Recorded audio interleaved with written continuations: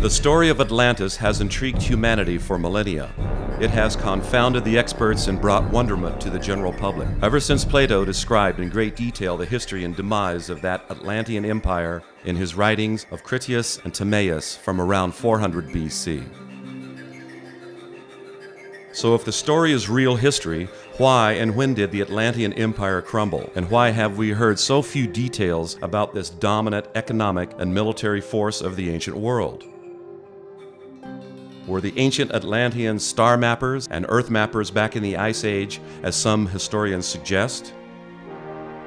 Did Atlanteans have the capacity for space travel, and did they disappear through some vortex-like wormhole? Or were they destroyed by some galactic upheaval, as some mythologists suggest?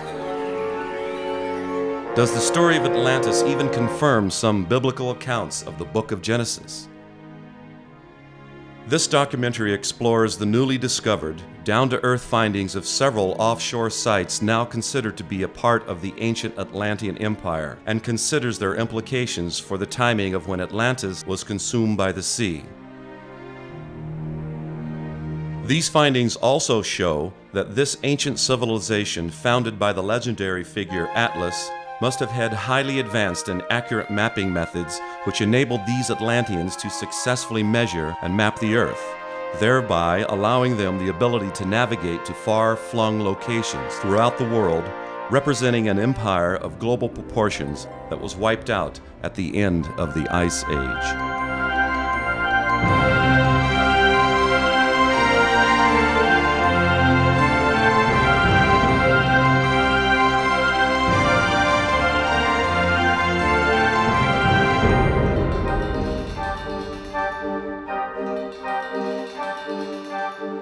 I absolutely do think that the story of Atlantis fits into real history.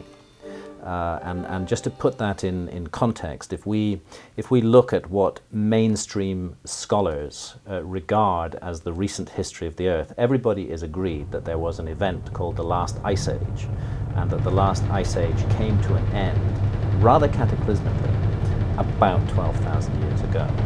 The story of Atlantis, if we go back to the original source of the story of Atlantis, the earliest surviving source to have come down to us is the Greek philosopher Plato. And Plato, who of course knew nothing about ice ages, nevertheless set the demise of Atlantis precisely at the time that the vast ice sheets that covered huge areas of the Earth were melting down and pouring their meltwater into the oceans and raising sea levels by 400 feet all around the world. There are over 200 known sunken cities in the Mediterranean. And the idea that there's over 200 sunken cities in the Mediterranean is indicative that the whole Atlantic and the Mediterranean were flooded in some kind of catastrophe. These ruins are associated often with Atlantis. There's a certain type of polygonal megalithic construction that's very distinct.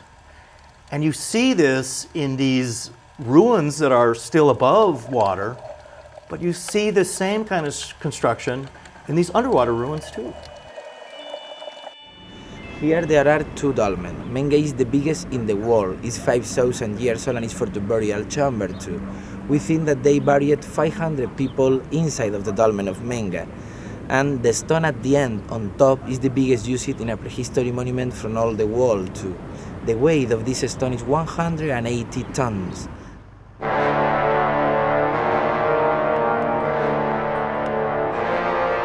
Megalithic building with gigantic sculpted stones is considered by almost all the experts to have begun around 2500 BC. From the Great Pyramid of Giza, to Stonehenge in England, to Baalbek of the ancient Canaanites, and even to the dolmens and citadels of southern Spain. The dolmen of Viera, this is the dolmen of Viera. This dolmen is 4,500 years old and it's for the burial chamber, like a tomb, prehistory tomb. In this dolmen you have two clearly different parts. The long corridor, and at the end it has a chamber for the burial. We think it's only for one person or one family, probably for the chief of the village that live here. and this is the only one of the 3 of Antequera that is in the line of the summer solstice. One day of a year, the sunlight is coming through all the dolmen until the end of the chamber, 23rd of June.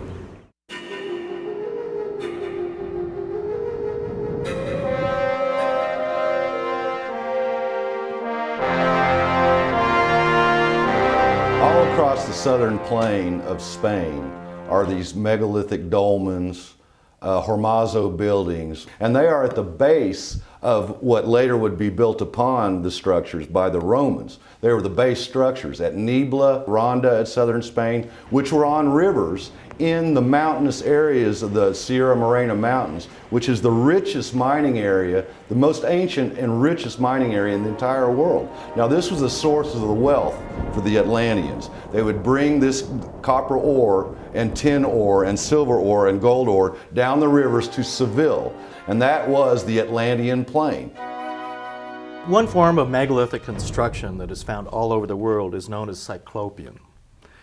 And Cyclopean construction is giant granite or some other stone boulders that have been shaped and are usually fitted together in a jigsaw pattern, where the stones are perfectly fitted and locked in together. We can find it in Spain, we can find it in Greece, in Turkey, in the Middle East. We can even find it in Mexico and other areas. And the similarity of this unusual type of construction, in my mind, is evidence of a singular source for this construction method, and I believe that is Atlantis.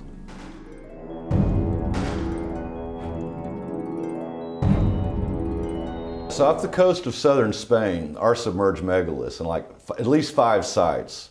Off of Lixus, Morocco, west of Gibraltar, off of Tarifa, which is right near Gibraltar, off of Huelva, Rota, and Chipiona. Submerged megaliths in 50 to 100 feet of water, which are of the megalithic, well-hewn rock forms, walls, citadels, paving stones for streets, the whole bit, discovered at these 4 locations offshore, submerged when the Ice Age ended.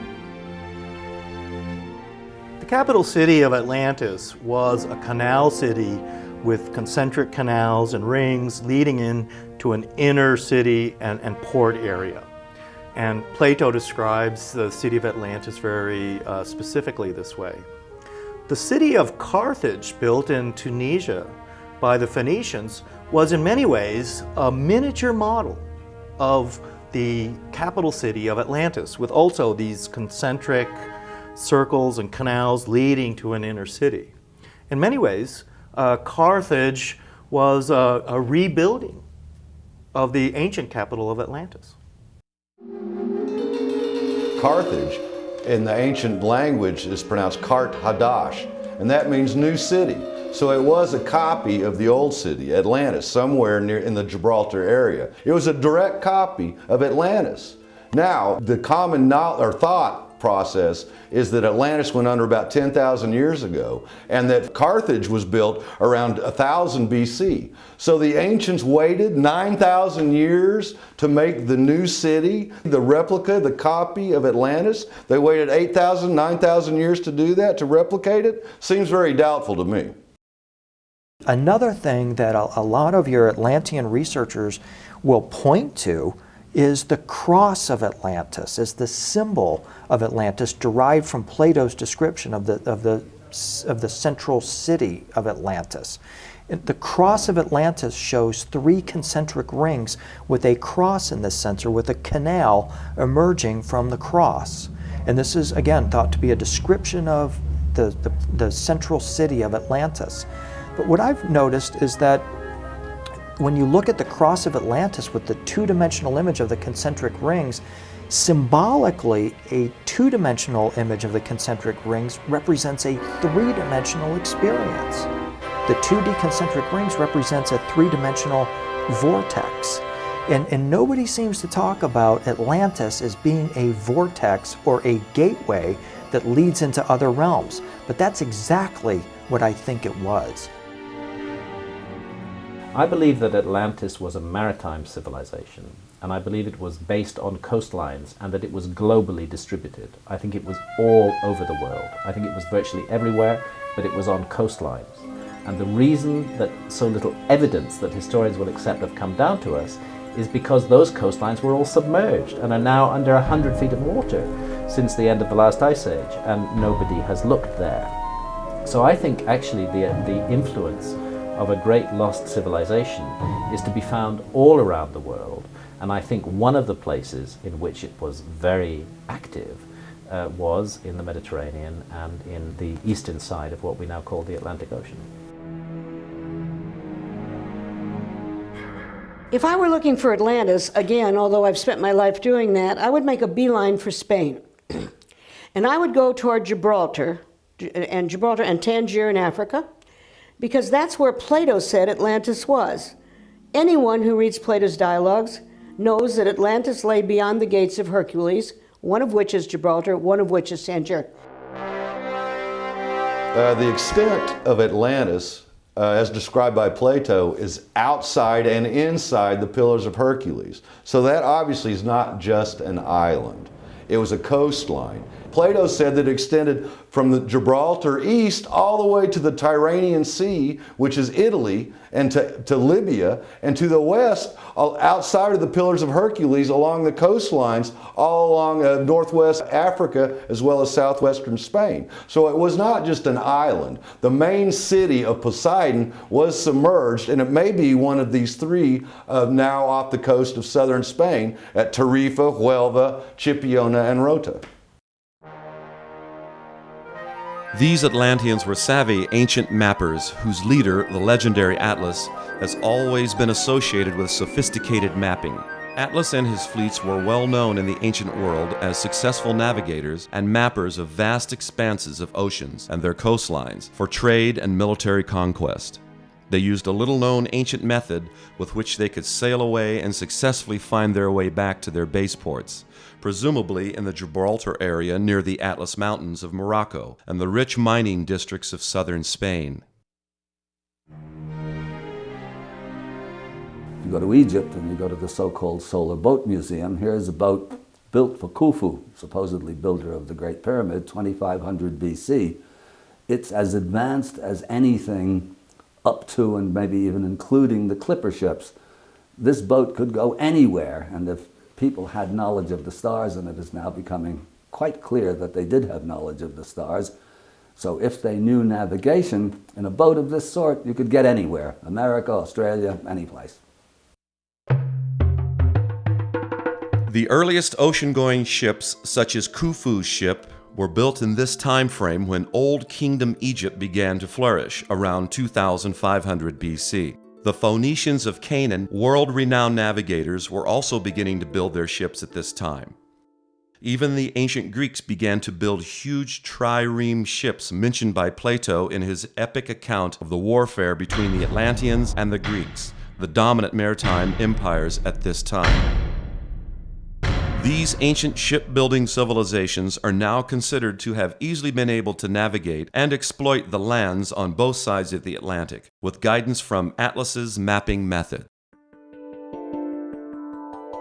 According to the ancient Aztec legends, the original homeland of the Aztecs was a mysterious and lost land called Atlan. And the word Atlan is in fact part of the word Atlantis. So the idea, too, that the Aztecs' mysterious homeland that they left was somehow in Spain, off the coast of Spain, perhaps even the Basque areas of Spain, I think is a theory that deserves some thinking about. Whenever the archaeologists get to work digging up ancient ruins, it's very often that something, for example, the Mayan temples, as they keep digging, they find that, okay, the current temples are built, let's say, 800, 900 AD, but they dig down deeper and deeper and they're finding things 2000, 3000 BC. The most ancient structures of Central America, from the ancient Olmecs and the pre-Mayans, are from around 2,000 to 3,000 BC. Megalithic Cyclopean structures. The Dutch in that area of Western Europe call a submerged lost civilization in their lore Atlant. So we see this term ATL, Atlantic, Atlan, from the Mayans all the way across to Europe. So it seems to be a common seafaring culture at around 2000 BC. Yes, this is a very interesting point, is the references that we find from Central America to a place called Atlan, which seemed to be the home civilization from which the later historical civilization of Central America sprang. It's impossible to resist the connection between those references to a lost land called Atlan and to Plato's notion of Atlantis. And then there's the work of Barry Fell back in the 70s America BC that makes it quite clear, at least back as far as the Phoenicians, but maybe further back than that, they were routinely visiting the New World. Again, in academia that I often like to call quackademia, this is considered illegitimate to even suggest that these ancient people were capable of intercourse with each other in terms of trade or commerce or whatever. These ancient ruins of southern Mexico, later built upon by the Mayans, were cyclopean megalithic structures and are strikingly similar to those ancient structures of Lixus on the Atlantic coast of Morocco, as well as those of southern Spain, the region generally considered to have been the home base of the Atlantean Empire. This region includes the Basque country of Spain, whose people not only claim a lineage from the Atlanteans, but also refer to their lost kingdom as Atlantica.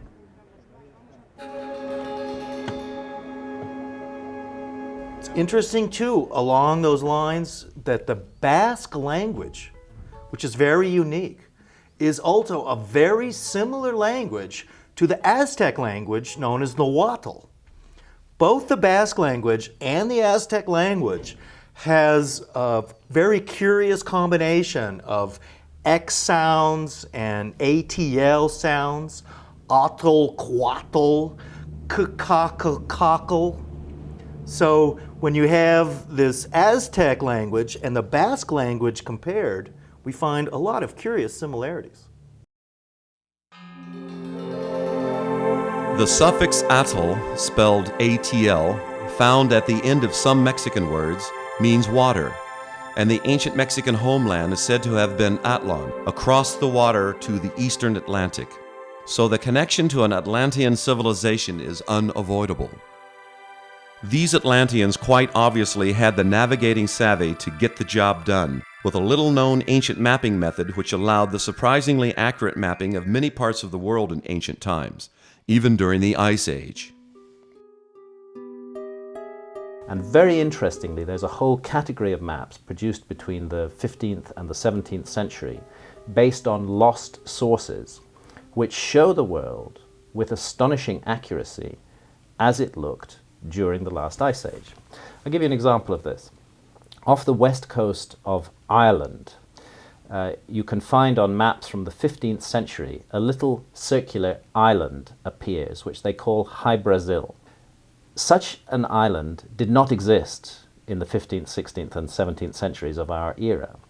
But if you reconstruct the coastlines of the world as they looked when sea level was much lower, as it was during the last Ice Age, you find that an island was exposed above sea level in exactly the place that is indicated on those maps. How did they know it was there unless somebody was there to map it? These Sea King maps show accurate east-west distances, and that requires an accurate knowledge of time. You have to measure time to get that. Now, they didn't have clocks back then. They didn't have timepieces at 2000, 3000 BC, so they had to have another mechanism by which they could measure time.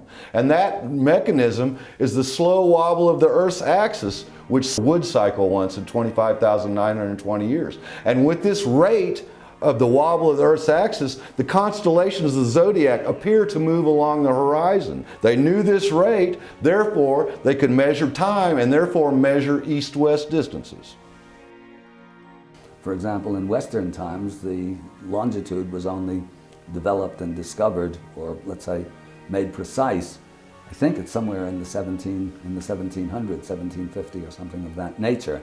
But there's increasing evidence that the ancients understood this full well. Moreover, where the evidence really gets commanding is when it becomes clear that the Egyptians had measured the earth, because the understanding of those measures is what gives rise to the ancient measuring system of cubits, and this is, again, universal. Well, the references to units of measurement is the measurement that is expressed in the Great Pyramid. I think actually that the ancient Egyptian cubit is likely to turn out to be what is called an earth commensurate measure, that it is derived from an ancient system of measuring based on the knowledge of the dimensions of the earth. The circumference of the earth is 21,600 nautical miles.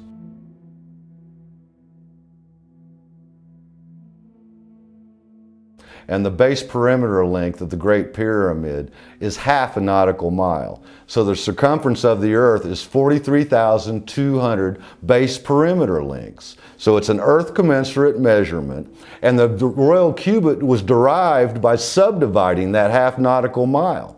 Now, the base perimeter of the Great Pyramid is 440 royal cubits per base side. There's 4 sides, so multiply 440 by 4, and you get 1,760.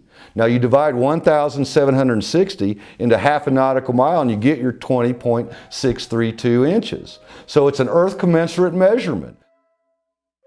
Well, there's no doubt whatsoever that the Great Pyramid of Egypt does embody the dimensions of the earth. If you take the measurement of the base perimeter of the Great Pyramid, go along and measure each of its 4 sides and add that together, and then you multiply that number by 43,200, you will get a very accurate rendition of the equatorial circumference of the Earth to within a few miles of the value that we have today. If you take the height of the Great Pyramid and multiply it by the same number, 43,200, you will get a very accurate rendition of the polar radius of the Earth, in other words, of the distance from the center of the Earth to the North Pole. Now this is really quite remarkable. The Earth and night sky were viewed as a sphere within a sphere by several ancient civilizations.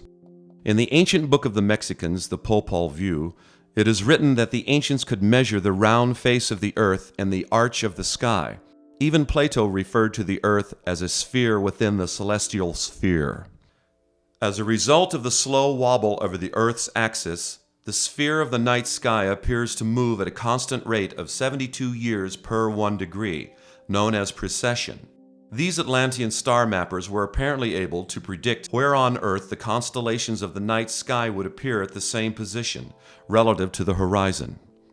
So, with this knowledge, the ancients related time to distance, the same principle upon which is based our modern nautical mile system, with arc minutes and arc seconds.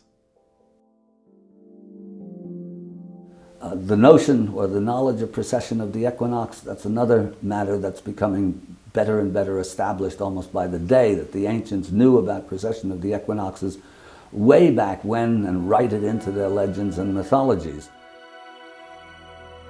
Precession of the equinox is also known as lunisolar precession, is the gravitational pull of the moon and the sun on the Earth's equator, causing a wobble, a little like a falling top, if you like.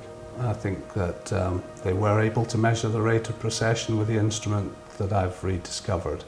And so yes, I do think so, and I think that they created what was known as the Great Year, which is in many cultures 25,920 years, which is one roll of the precession, if you like, one orbit of the precession. And that they broke them down into 12, and 12 is the zodiac signs, and each of those is 2,160 years long. It appears that the ancients did have a method of understanding the earth in a different way than we do today. A good example is Plato's remark that if you could see the true earth from afar, it would appear as a 12-angle pyramid, as a 12-patched leather ball is the way he described it.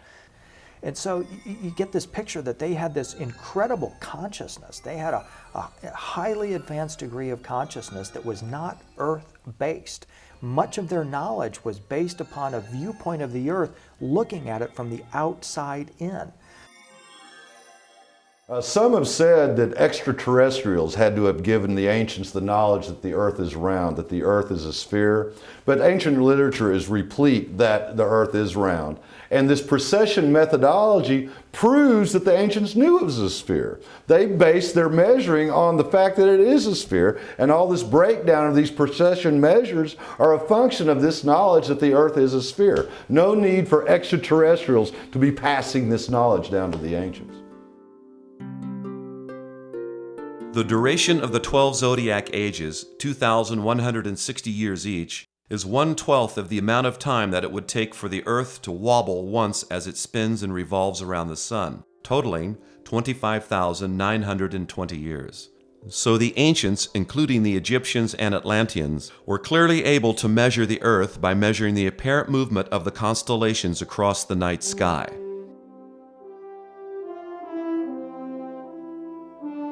Recent research by several authorities has also revealed that the Earth's dimensions are embodied in the dimensions of the Great Pyramid of Giza, which experts now consider was used as the ancient prime meridian, as indicated on several ancient maps.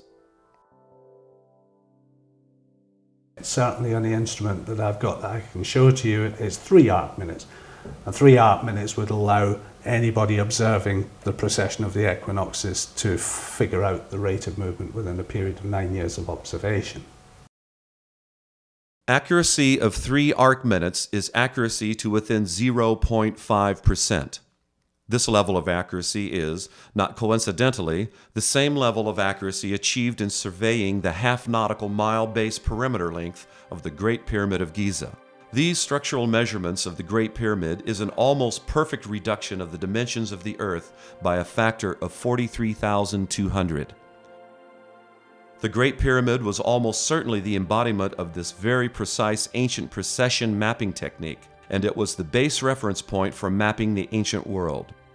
Today, Greenwich, England is the base reference point for timekeeping and also nautical mile mapping, which is based upon the relationship of time to distance, as was the ancient system based at Giza in Egypt that was derived from precession timekeeping. I think the evidence really is from the Dead Sea Scrolls as the Essenes measured the lunar calendar. But if you go back to Egypt, then obviously we talk about Thoth, Thoth meaning wisdom. And he was also god of the moon. So we can see that he involved himself in weights and measures and writing and language and all of those things, and it also says he involved himself in the moon. So measurement of the moon is the only body in the sky that's retrograde at a rate that's measurable by the eye. Plato says that Atlantis went under 9,000 years before his time, which would put it at around 10,000 BC. However, in the ancient world, the lunar calendar was very popular. The lunar calendar was their day-to-day calendar. Now, Plato received this story about Atlantis through 4 layers of oral renderings, initially from Egypt. So during those 4 renderings, the translation could have been lost. Did they mean lunar calendar or solar calendar? Now the evidence does fit the lunar calendar rendering, 9,000 lunar cycles before his time, which would put the Atlantis within historical times. So this to me makes much more sense. Also, to navigate the world, they had incredible knowledge of the stars, of geography. In 1902, they found in a Greek shipwreck a device called the Antikythera mechanism. And today it is in the Archaeological Museum in Athens, Greece.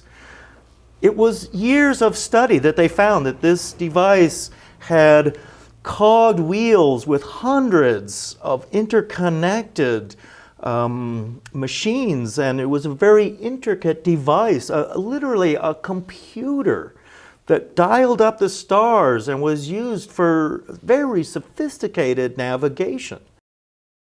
This Antikythera mechanism had many bronze gears, which replicated the various cycles of the sun, moon, planets, and stars in their cohesive movements. Therefore, this device could realistically predict their future positions. This mechanism had two concentric scales on the front, one for the Greek solar cycle and the other for the Egyptian lunar-based Sothic cycle. It is therefore altogether possible that the solar or lunar cycles of Plato's 9,000 so-called years back to Atlantis could have been confused before the story even got to Plato. Also, according to Plato's accounts, the Greek kings Erechtheus, Cecrops, and Erecthonius ruled at roughly the same time as the destruction of Atlantis.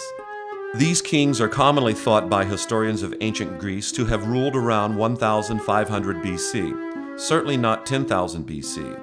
So 9,000 lunar cycles before Plato's time more logically fits the timeline of his accounts, while 9,000 solar cycles does not. I don't think that Plato made anything up. I take Plato extremely seriously. And I think since our historians take Plato seriously in almost everything else he says, we ought to take him seriously on the issue of Atlantis. And if you take apart what Plato is saying, he's talking about a great global civilization which had a strong influence in the Mediterranean area. Plato didn't know about the Ice Age, but he did know that a great flood took place at that time. To my mind, that adds a great deal of credibility to everything that he said. With the conventional date proposed by mainstream scientists for the end of the Ice Age at 10,000 BC, Greece would have been about 8,000 years away from the reigns of these three kings, and huge trireme ships of the Atlantis story appear 8,000 years later, at around 2000 BC. These conflicts in Plato's accounts cannot be resolved satisfactorily by mainstream academicians, and such conflicts and dating cannot explain the Cyclopean megalithic structures that were submerged at the end of the Ice Age. Plato's descriptions of the Atlantean Empire were so detailed that they are reflected even in biblical references. Southern Spain is also called the Hesperides. They were daughters of Atlas and granddaughters of Poseidon, Atlas's father. As Poseidon means father Sidon, and as Sidon was a son of Canaan, we see that the Atlantean people first came from the eastern Mediterranean, from the land of Canaan, a port city of which was Sidon. Cadiz, a city in southern Spain where an offshore site was located, was named after another son of Poseidon, Gades. So the tie-in of these so-called mythological Atlantean characters with biblical accounts is now becoming apparent to ancient historians. Southern Spain is known as the Hesperides. They were daughters of Atlas, a supposedly mythological figure, but Atlas was the man of maps. He was this precession measurer who measured and mapped the earth, among others with him, the Atlanteans. And their base of operations was Tarshish, the biblical Tarshish. The Spaniards today know that Seville, which was anciently known as Tartessus, previous to that was known as Tharsin or Tharsis. That's the Tarshish of the Bible, the great merchants of southern Spain. This area also known as the Hesperides. These were the Phoenicians, the same as the Atlanteans, circa 2000 BC. Phoenician sailors were under pain of death to keep the trade routes secret, particularly the trade routes that went out into the Atlantic. Their trade routes went to Spain, up to France, and to Cornwall, where the tin and copper trade was flourishing. What the Phoenicians did was try to keep their trade routes a secret, and so they fostered these ideas that the Atlantic was impassable to other ships, so that only their ships would have the courage and the knowledge to go beyond the Straits of Hercules into the Atlantic. Plato also elaborates on the gold, copper, silver, and tin mines of the Sierra Morena Mountains of southern Spain, which were by far the richest in the ancient world. It is presumed that they were the lifeblood of the Atlantean shipping empire with its mineral wealth, and these Atlanteans clearly had the ability to transport these minerals to the eastern Mediterranean to trade with the Greeks, Minoans, Canaanites, and Egyptians. So it would seem that the Atlanteans of about 2000 BC were truly the dominant shipping and military power in the western Mediterranean and eastern Atlantic. Their empire most likely ranged from Gibraltar in the west, northward to the rich tin mines of Cornwall, England, where are found the now submerged sites referred to as Avalon, and eastward from Gibraltar to as far as Italy and Libya. The almost identical Cyclopean megalithic ruins found in those regions, both onshore and now submerged, support and confirm Plato's account. I feel that what actually happened was that these people had a land which was bounded by the sea as opposed to bounded by the land. That they followed the trade routes of the trade wind routes as we know them today and the local Atlantic currents, and they travelled around the basin of the Atlantic Ocean. And so they existed on the peripheries of France, of Britain, of Scandinavia, and then down the coasts of Spain, round the north coasts of Africa, across from the Cape Verde Islands to Canaries, to the northern parts of America, the Caribbean, and back round the route again up from Newfoundland. As evidenced by the submerged megalithic ruins found in various parts of the world, some of which are on the shallow seafloor of the Gibraltar region, off Spain at Tarifa, Chipiona, Rota, Huelva, as well as off Lixus, Morocco, it is only now becoming clear that the tremendous sea level rise at the end of the Ice Age consumed the coastline portions of these ancient civilizations, preeminent among them being these port and citadel structures of the Atlantean Empire. One of the mysteries of ancient Egypt is the invasion of the Sea Peoples, who fought major naval battles with the Egyptians during the New Kingdom. Who these Sea People were, where they came from, is one of the great mysteries of history. It would seem that the Sea Peoples, in fact, came out of Northern Europe. They were coming out of Denmark, Northern Germany, areas of Holland, that were to go underwater. These sea people apparently began to migrate from their homelands along the shores of the eastern Atlantic and the western Mediterranean at a time that would coincide with the end of the Ice Age. Their own ports and coastal cities were being submerged when many experts now claim that the sea level rose at a rate of 3 feet per year for about 100 years, and tsunamis from the volcanic eruptions of Mount Etna and Santorini were surging onto the disappearing coastlines. These areas of the world were being flooded, and the Sea Peoples themselves then migrated in boats through the Straits of Hercules into the Mediterranean, where they battled the Egyptians, and the Egyptians won that battle and defeated the Sea Peoples. This is a major turning point in Egyptian history. And the Sea Peoples then settled near to Egypt, but more around Greece, Turkey, and Lebanon. Even Egypt was affected by the end of the Ice Age. Where are the submerged megalithic ruins of the ancient Egyptian port cities known as Heraklion and Manuthis near Alexandria? Manuthis, the namesake of that now submerged Egyptian megalithic city, was another son of Poseidon, as reported by Plato. According to ancient biblical legend, Sidon, known as Poseidon, which means Father Sidon, a son of Canaan, and his progeny, Atlas and Manuthis among them, were building port cities from Sidon, Canaan, across the coast of North Africa, and all the way to Gibraltar and beyond. They were building their maritime trade empire with the ancient mapping knowledge of Atlas, the map man, who could measure and thereby map the earth with the dimensions of the Great Pyramid of Giza being the reduced embodiment of the dimensions of the earth. There are a number of scholars who've contended that the Great Pyramid is a scale model of the Earth. And the earliest of those is a Greek. I'm not sure if it's Herodotus or Agatharcides, one of the ancient Greeks who mentioned that, because it was that had Isaac Newton send his colleague John Greaves down to Egypt to try and figure out if there was anything to that old legend.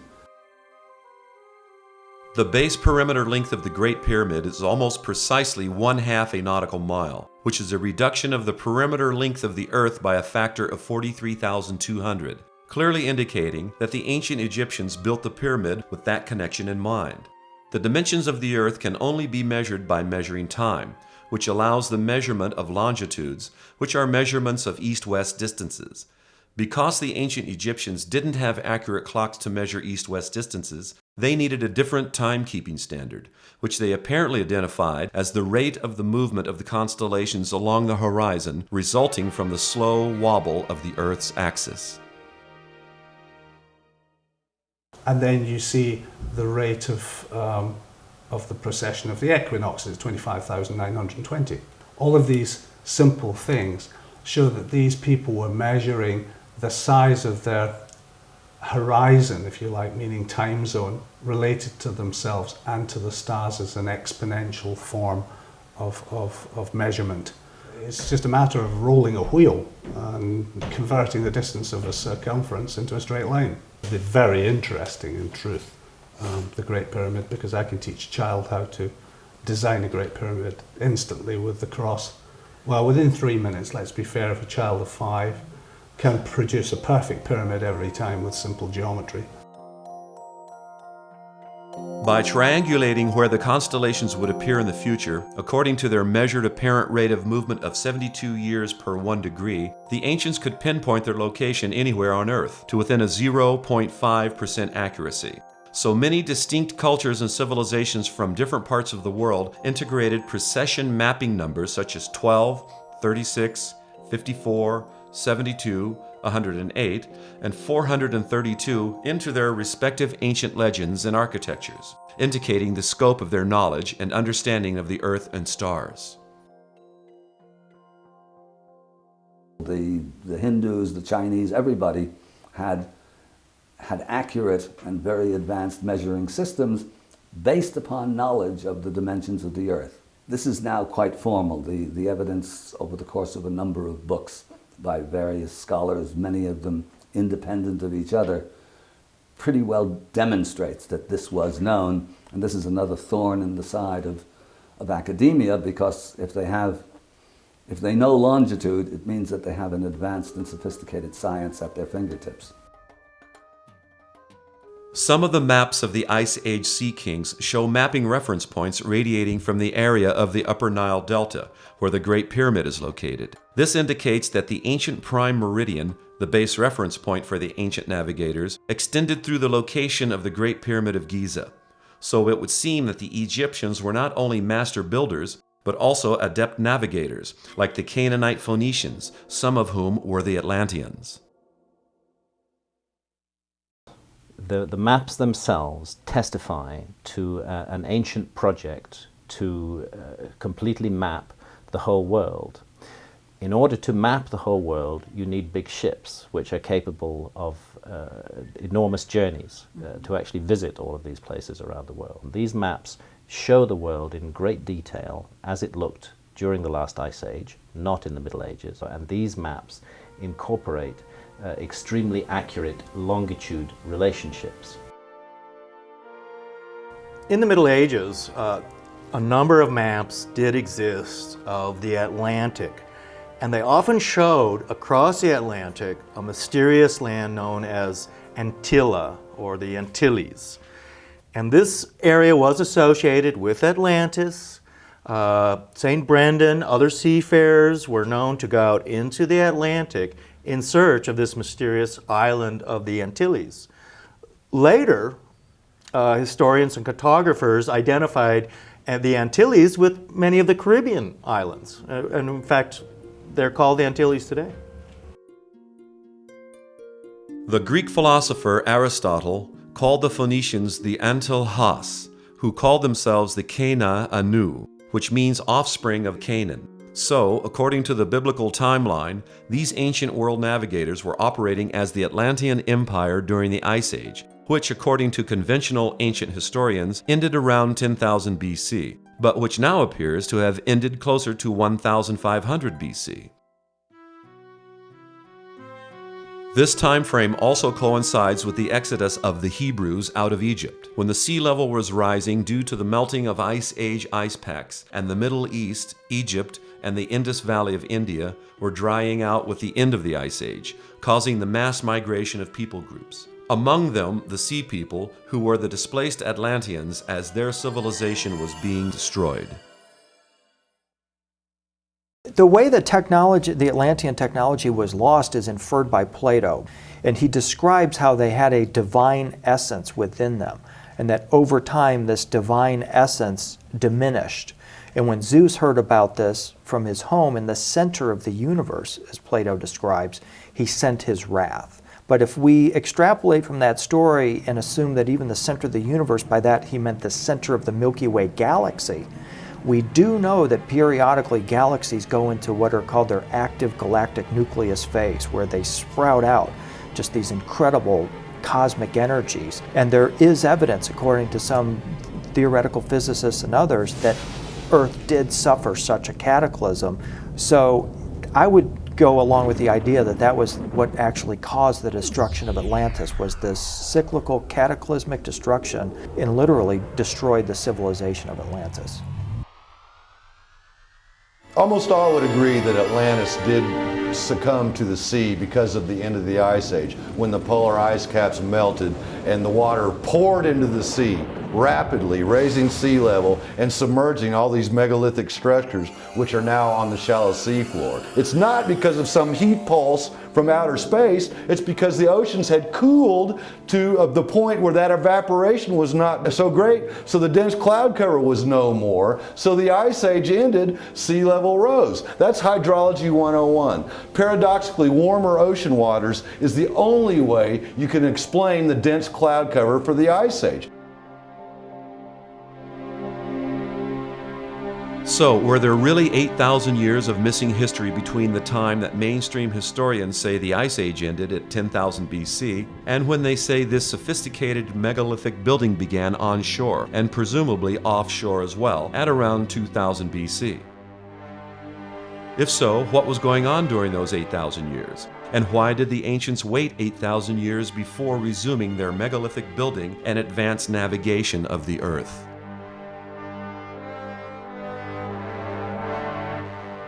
Particularly as we discover more and more megalithic cities underwater, we're amassing better proof of this ancient civilization we'll call Atlantis.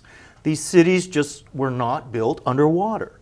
They had to be built before these oceanic level changes. So whenever that was, that is, at least how ancient we can start to date these cities.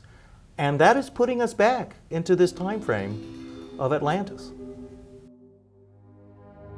Plato, a world-renowned scholar, people look to him as a source of truth and knowledge. Now, was Plato misinformed when he was told 9,000 solar years before his time for Atlantis to have gone under? Apparently so, because if we look at the evidence, it could not have been back at that time frame. So apparently he was misinformed. He should have written 9,000 lunar cycles before his time. Therefore, he would not appear to be misinformed as badly as he is with this 9,000 solar year before his times rendition that Atlantis went under. So we got to look hard at lunar cycles, and with that, Plato looks like the legitimate, fantastic scholar that he should rightfully be.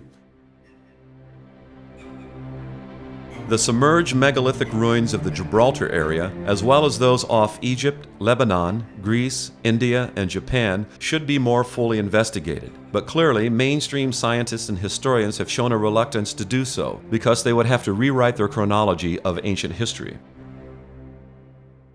These offshore sites were obviously the port cities of the ancient Atlantean civilization, which clearly flourished during the Ice Age, whose navigators measured and thereby mapped the Earth with astonishing accuracy. using the precession mapping methods used by Atlas, the founder of the legendary and truly historical maritime empire of Atlantis.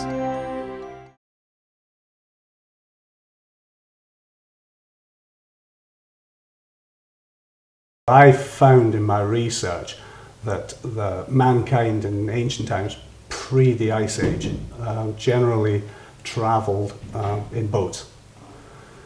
Very violent type of environment when mammoths were running about in huge herds of giant elk and saber-toothed tigers on the inland areas, and I believe that mankind from at least 180,000 years ago lived on the peripheries of the sea. Mankind, I mean by Homo sapiens, as opposed to Neanderthal.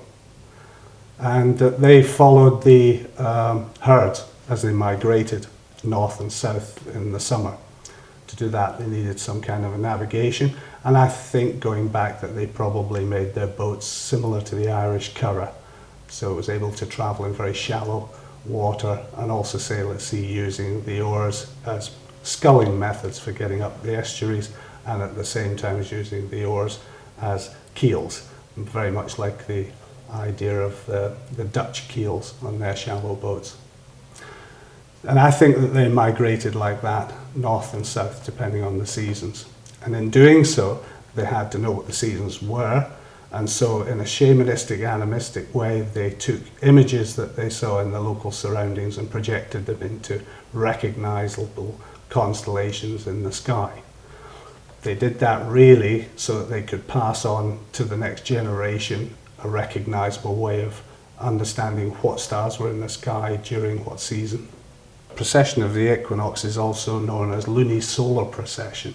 It really is, I suppose from a modern astronomical point of view, is the gravitational pull of the Earth, of the moon and the sun on the Earth's equator, causing a wobble, a little like a falling top, if you like. There are other views on that because nuclear magnetic resonance could have a play in the sense that atoms precess round a dipole. So there's a possibility of that as being at least part of the answer to why we have things like global warming and changes and so forth. So precession of the equinox is also a thing that comes about where the sun moves within the constellations along the ecliptic plane at the spring equinox, but also so do all of the other equinoxes, solstices and so forth. It moves at the rate of 1 degree every 72 years. To find longitude requires an instrument that can measure the angular difference between the motion of the moon and the fixed stars. And the moon travels retrograde at the rate of 0.5 degree an hour. And so if you have a fixed object star in the sky that you can measure the angular difference against, if you also have an almanac that says at 0 degrees longitude, you should be able to, the moon should be, for instance, 0.5 degree from Venus, and then you measure it at midnight and you find that it isn't 0.5 degree from Venus, then the difference is your difference in distance on the Earth's surface, but it's a lot more complicated than that. You need to use Draconis, or the dragon, the serpent, in the northern hemisphere to identify your local midnight. And that really is the key. It's as simple as that. There's no need to keep universal time. There's only one instrument that can do that, and that's an instrument that can take horizontal angular measurements to at least 3 arc minutes or less. Because the Earth spins at 900 nautical miles an hour at the equator, then it actually spins quite a distance, and at the equator it's 45 nautical miles over that space. So that's quite a distance, and not very good for finding your longitude precisely. But 45 miles even in itself at the equator is a remarkable achievement, and the ancients could do that simply with a plumb line and a scale. The Egyptians weren't necessarily great seafaring people, but the Phoenicians were, and I believe they traded, and they had a lot of trouble with the sea people. And certainly the Chinese were capable of it, and there's a thought that they crossed to America or across the Pacific a long, long time ago before they withdrew into themselves. The Celtic peoples were good. The Solutions or the Silesians, I believe they're called. They were great coming forward. The Romans, they think that there's Roman ships off South American coasts, and right forward to the Vikings, which really were the so-called serpent people thrown out of Northern Ireland that ended up in Scandinavia and came back to rape and pillage all over Europe 300 years later. Difficult. It goes right back to Neolithic times. I think it's one of the areas most underestimated in human development, where they feel that we went to sea later in life. But in fact, I feel it was the other way around, and looking at it, they were hunter-gatherers, and then after the end of the Ice Age, they were forced to settle down and farm because of the shortage of food. And so they carried a lot of that stuff into the farming, and I still think we live like that today, and we still see the symbology of it. I'm not convinced that civilization is the right word. Certainly for those places where they would have settled and traded, one would expect them to be at least 300 feet below the surface of the sea at its present level. That's because even now we settle and trade from river mouths. It's a natural place for us to be. So most things that would have been left over would tend to be under the water.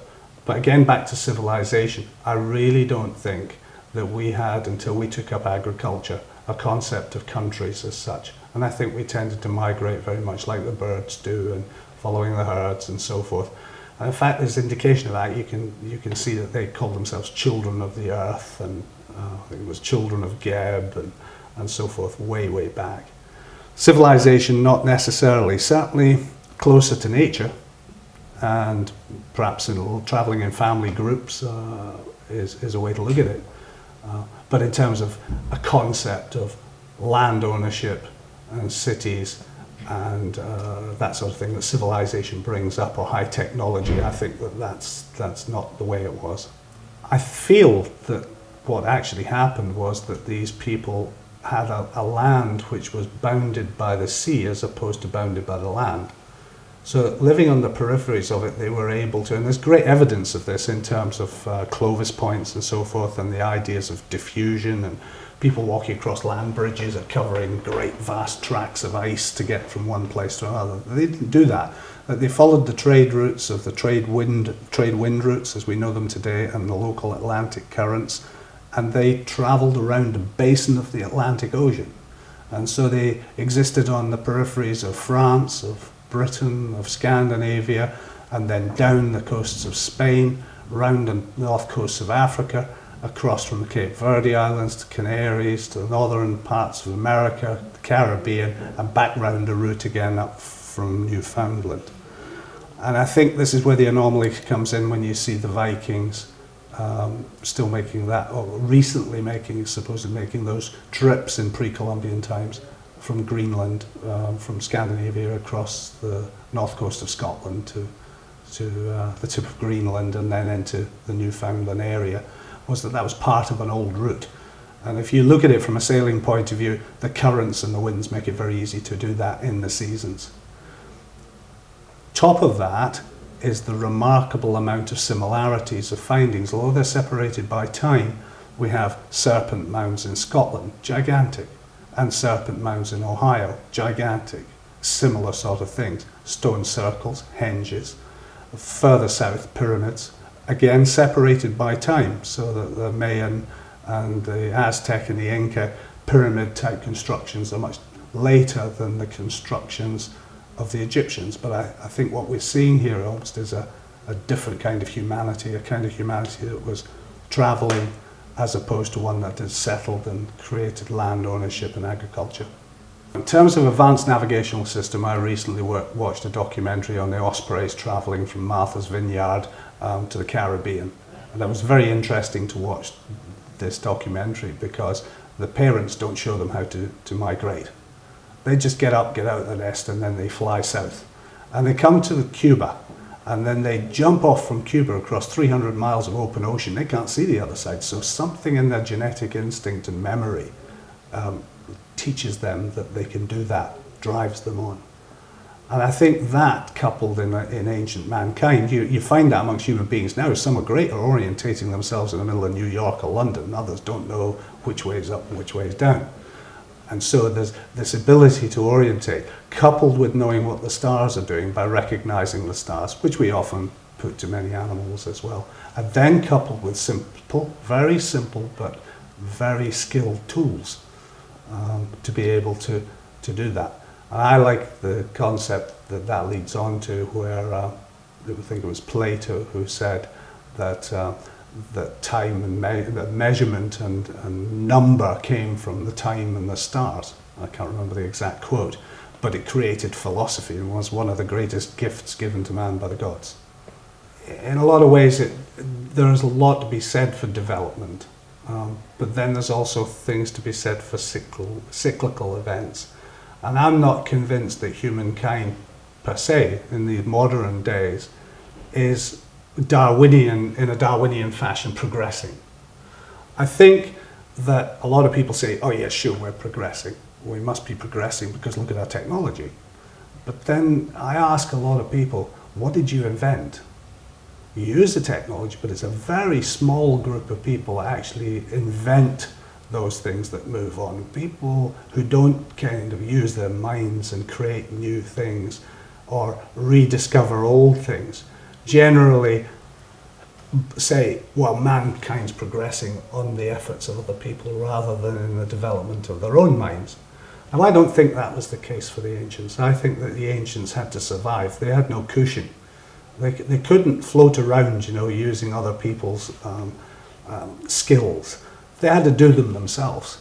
It was a matter of pure survival. It was life or death out there, and very small groups of people traveling around the world, free, sure, but without the kind of medicines we have now, apart from herb stuff and so forth, but without a great deal of other human beings around. In other words, it wasn't a crowding for space. So progression is very difficult for me to come to terms with in terms of what I observe of humanity, as that it is progressing from being less intelligent to more intelligent. I don't actually see that. I think the use of the human brain by our ancestors to create incredible things like the Great Pyramids of Giza or pyramids anywhere, which we can't replicate today, no matter how the people try to get together and do it. But they don't have that dedication, they don't have that focus, they don't have that strength of mind, they don't have that higher sense of purpose that these teams of people in those days put together to achieve these things. They were a great celebration of the philosophy of life, if you like, as Plato called it, which is a very interesting word because philosophy comes from serpent knowledge, sophis, and that is the serpent knowledge was the knowledge of order and chaos. We see it in British symbols of two adders fighting, and one is chaotic and the other is creative, and that's the forces of the universe, order and chaos. And that was what serpent knowledge was, and the ability to survive was to stand between those two forces. There are many different kinds of units of measurement. It's certainly true to say in the Great Pyramids, of the pyramid complex, as opposed to thinking about them in terms of just being tombs, but an actual complex, then you see numbers which are related to the stars, are related to the rotation of the Earth, and related even to the latitude. Multiply the 180 degrees of each face of each pyramid of the complex, and you'll come up with a figure indicating the latitude of 30 degrees roughly of where they are. But not in terms of latitude as we know it today, but as distance around the Earth in arc minutes. And yet also you see the same number coming up of the circumference of the Earth in arc minutes at the equator. And then you see the rate of the precession of the equinoxes, 25,920, and that's in there. All of these simple things show that these people were measuring the size of their horizon, if you like, meaning time zone, related to themselves and to the stars as an exponential form of measurement. If you want to talk about why they measured it and why people were called rulers, okay, and this is very interesting because the idea today of the concept of rulers is not what it was. When we were at school, we used rulers to measure things, and that's what rulers were. They were measurers, and they measured in Egypt particularly using a thing called a reed or a rod, which is a measuring rod, which comes from a reed which is broken into little segments.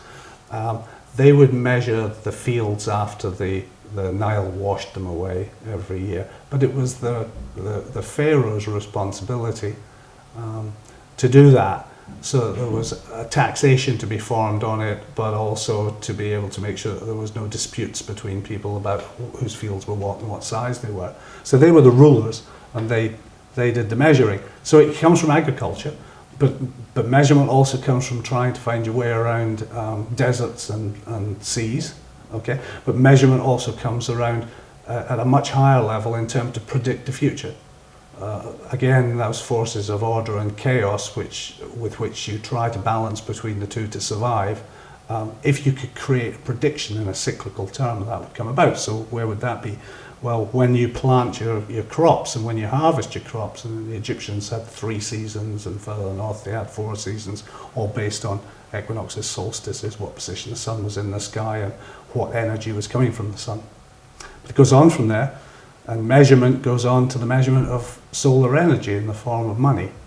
And how much is a piece of wheat worth, and a piece of wheat that somebody grown. Well, what they saw was that it was pure energy from the sun, and that came down onto the earth and was created into wheat, which made bread. But if you wanted to trade X amount of bushels of wheat, what was it worth against a pair of shoes or a half a sheep or whatever? So money was formed. But if you look at money, then it was created originally out of gold in Mesopotamia, places like that. It's also circular to represent the sun.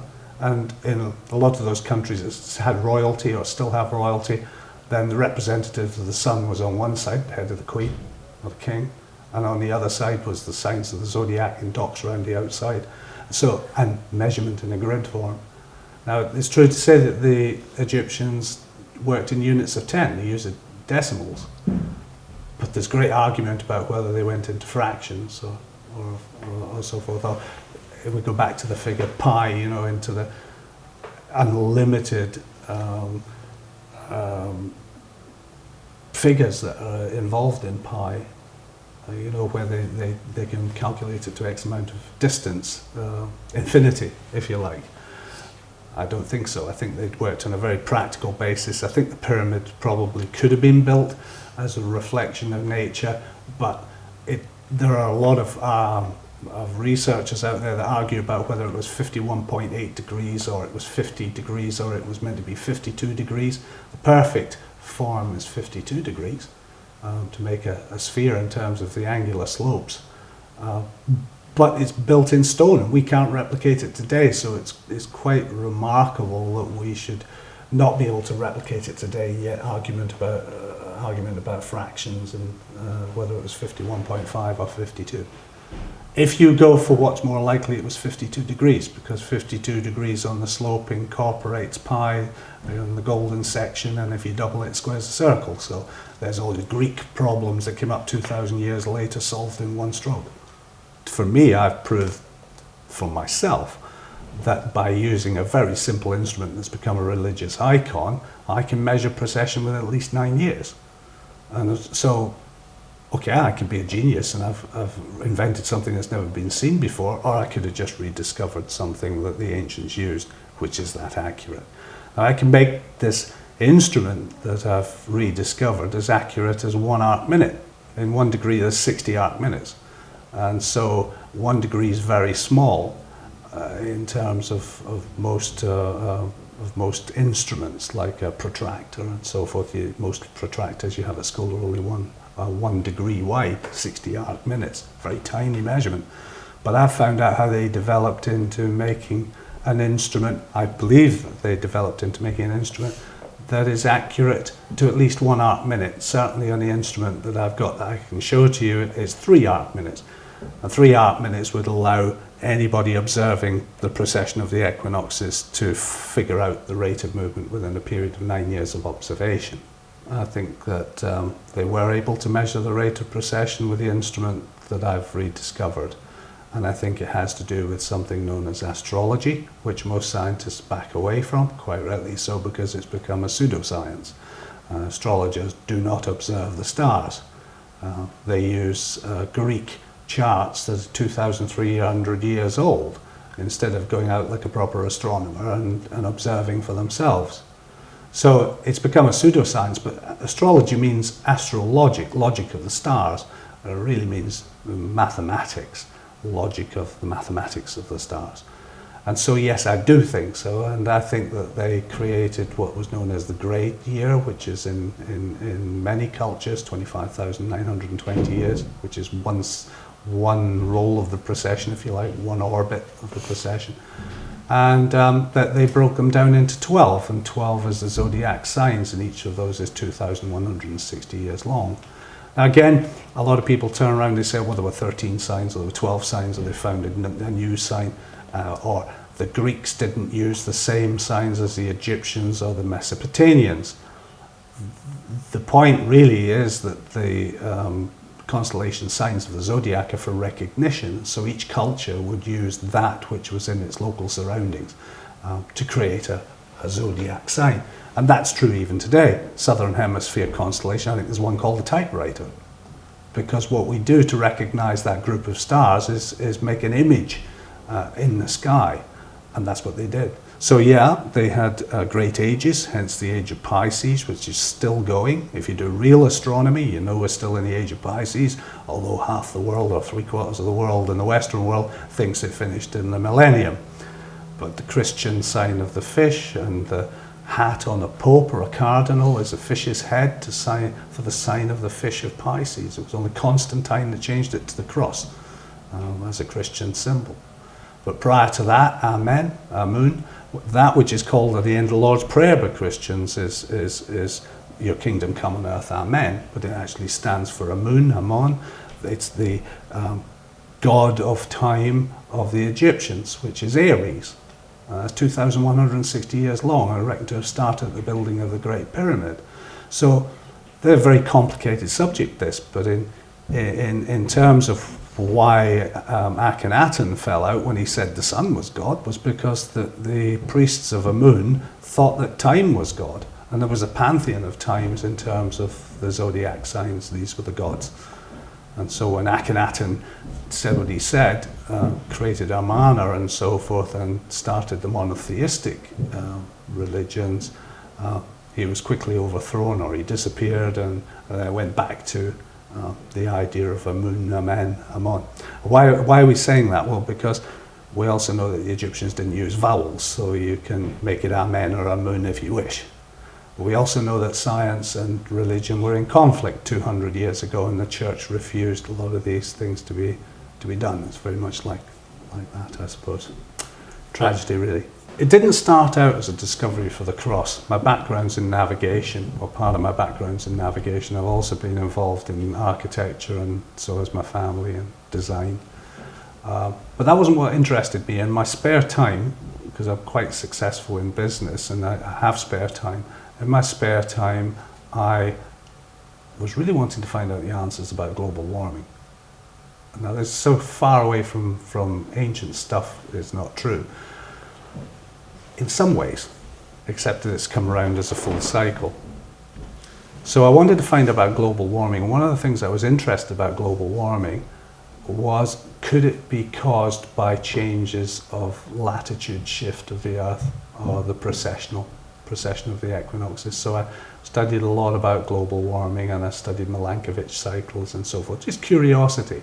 And I heard that the Great Pyramids of Giza were misaligned by around about 3 arc minutes. And I thought to myself, perhaps there's been crustal slipped, much like Hapgood thought when Einstein supported him as an idea, and that would have made differences in terms of latitudinal heating and cooling. So I set out to do it, and then I set out to find out if there had been a movement of the crust that would have moved the Great Pyramids way back in the 90s, this was.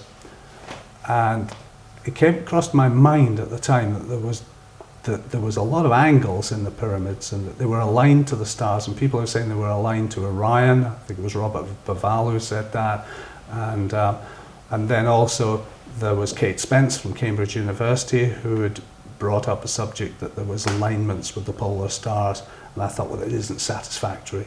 I need to find an instrument that acts as a theodolite or a sextant, an instrument that can measure angles to allow them to make such a remarkable and accurate building that was aligned to stars.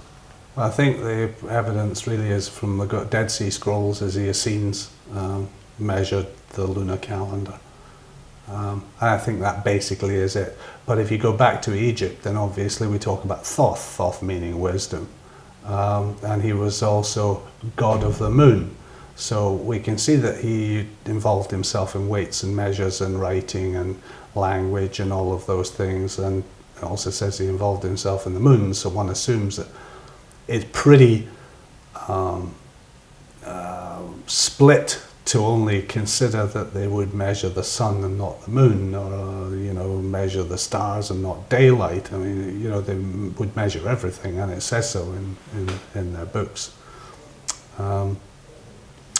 So measurement of the moon is the only body in the sky that's retrograde at a rate that's measurable by the eye.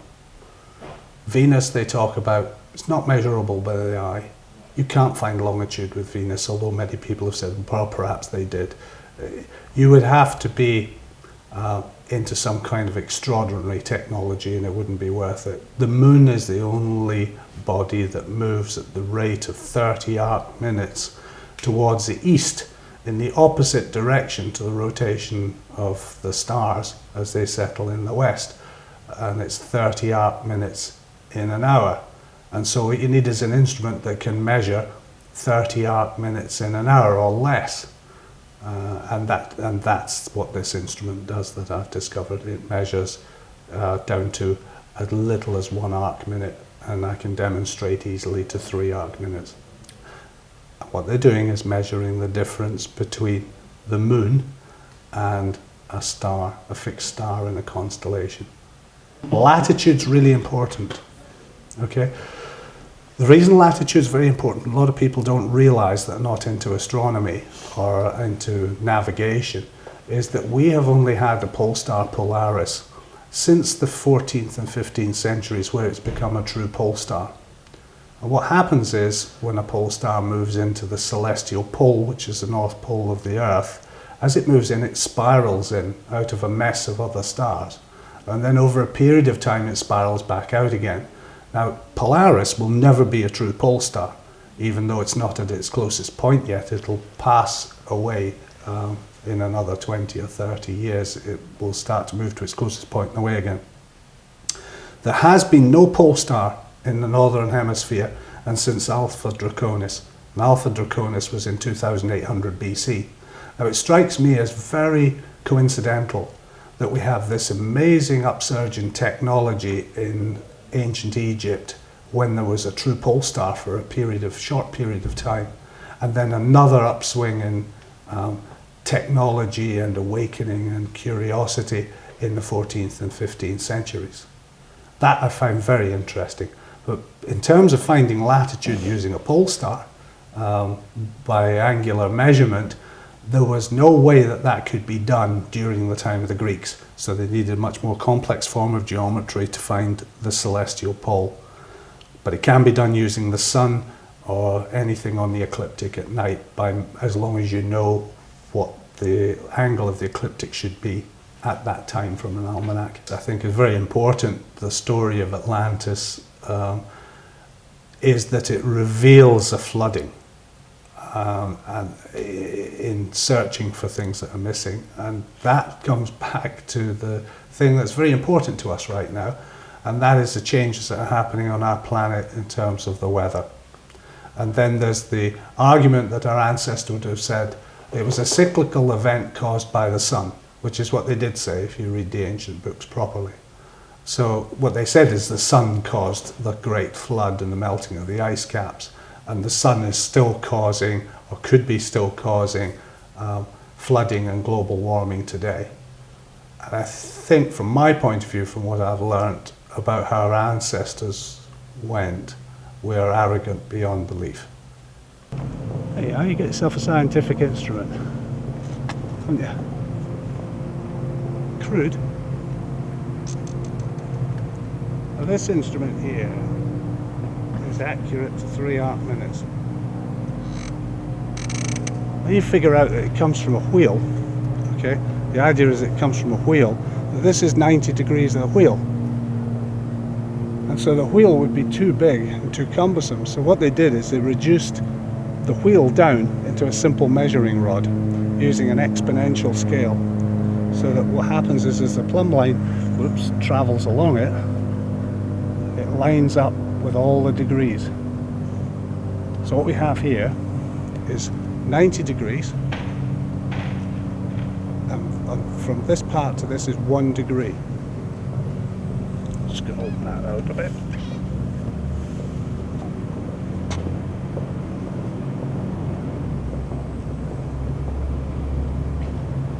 You see that? 1 degree. So we have 45 degrees along here. And as we tilt it, then what happens is the plumb line travels along the degrees measuring the angle.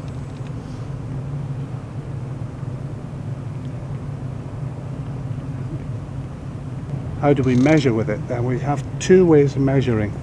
One is to measure along the crossbar in this fashion. And when it settles down, it'll give the measurement. And the other measurement, you want to photograph that as well. There's a wheel in the middle of this square. And the other measurement is to be able to measure the angle of the slope on the pyramid of the gate. And that's to take a horizontal measurement.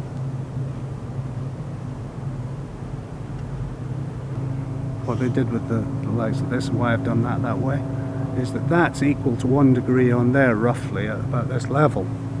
So if you sight the moon or the sun through it, that's half a degree, which is the width of the sun, and the width of the moon on the ecliptic's half a degree, which is why you get eclipses. The line down there, we'll take it out to there, and then put dots on it back up to that degree. You increase that to 40 arc minutes. So like a vernier scale. So the whole idea in ancient measurements was it was always showed zigzags for seas or serpents, snakes. You see? Simple measurement. If you do astrology, and which the Mesopotamians did before the Egyptians, you must know that the Earth is round, otherwise astrology doesn't work. So if you have a sun sign, a birth sign, that means that the constellation is behind the sun. And if it's behind the sun, you can't see it because it's daylight. So you can only see the constellation opposite in the night before, at midnight. Therefore, you have to know that the Earth's round. Now, the Greeks knew the Earth was round 2,300 years ago. We only lost it in Europe in the Middle Ages. Islam knew it was around 800 AD. And in fact, I believe in this auspicious place, there is a museum to that. Let me show this for you. Okay, so what we're doing is we're taking this wheel in the sky. Balance it. Can you see that? Picture. Yes. Okay. Okay, that's what happens as the sun goes, as the Earth spins around, and as the Earth orbits around the sun. Then the sky and the stars move. So the ancients represented it here with zodiac signs into 360 degrees. So if you look at the north, this is the solar symbol. And these are the signs of infinity of the cycles, okay? And this is the fleur-de-lis, which is used on all navigational charts for north in ancient times. So what happens is, as the Earth spins, then every night, 15 degrees, the stars in the northern sky spin, okay? That's how they go. So as as the Earth goes around the sun, and what happens is it passes through these star signs, Cancer, Aries, all the way through. Okay, so that's what that is. That's a computer model of the sky. And then this divides it into the seasons. But it goes further, because this is a weighted wheel, which is ideal for sailing. You can measure the angle of the stars with it by sighting along the crossbar. And also you can measure the angle of things in this direction, horizontally, and through these holes. Now, all of this was carved like this. All the symbology was carved into it to say it was about time and the stars, and that's what it was all about. But really, what you're looking at as a modern instrument, to bring it right up to date, is a combination of all the things that everybody uses at school, which is a round protractor and a set square and so forth, with a weight on it in 360 degrees. And so you can sight the angles of the stars, and you can design buildings, and you can measure horizontal angles.